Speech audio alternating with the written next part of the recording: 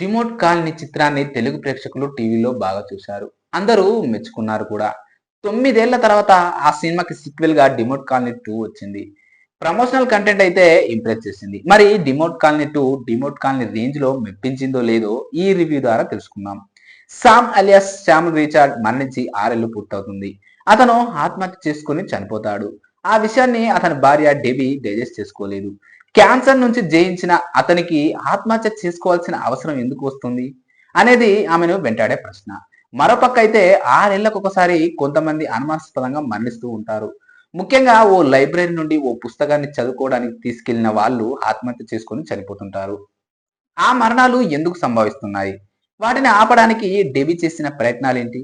శ్రీనివాస్ రఘునందన్లను ఆత్మహత్య చేసుకోకుండా ఈమె కాపాడిందా? అన్నీ ఎలా ఉన్నా డిమోట్ కాలనీకి దీనికి ఏమైనా సంబంధం ఉందా? ఉంటే అది ఎలా? వంటి ప్రశ్నలకు సమాధానమే ఈ డిమోట్ కాలనీ 2 అని చెప్పాలి. దర్శకుడు అజయ్ ఆర్ జ్ఞానముత్తు గత చిత్రం కోబ్రా పెద్దగా ఆడలేదు. దీంతో అతనికి పెద్ద హీరోల ఛాన్స్ ఇవ్వలేదు. అందుకే అతన్ని దర్శకుడిగా నెక్స్ట్ లెవెల్ కి తీసుకెళ్లిన డిమోట్ కాలనీకి సీక్వెల్ చేశాడు. కథ మనం చెప్పుకోవడానికి కొత్తగా ఉండొచ్చు, కానీ ఈ సినిమా చూడడానికి వెళ్లే వాళ్ళు ముందుగా డిమోట్ కాలనీని చూసి వెళ్తే ఈ సీక్వెల్ కి బాగా కనెక్ట్ అయ్యే అవకాశాలుంటాయి. సాధారణంగా హర్రర్ సినిమాలు ఒకేలా ఉంటాయి అనే విమర్శ ఉంది.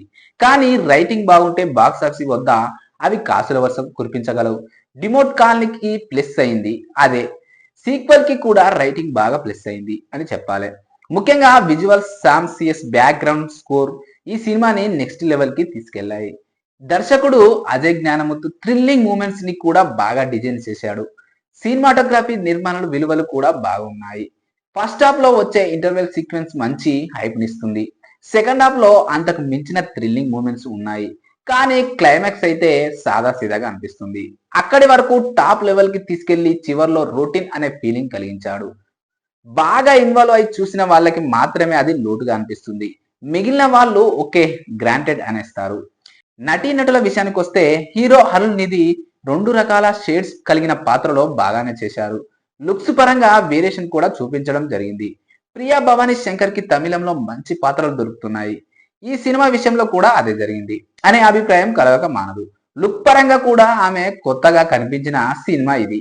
అర్చన రవిచంద్రన్ పర్వాలేదనిపించారు. ముత్తు కుమార్, సజ్జనో ఖలీద్లు కూడా తమ నటనతో మెప్పించారు. ఇక ప్లస్ పాయింట్స్ వస్తే direction, horror elements, background score. Minus points విషయానికి వస్తే క్లైమాక్స్ అడావిడిగా ముగించేయడం,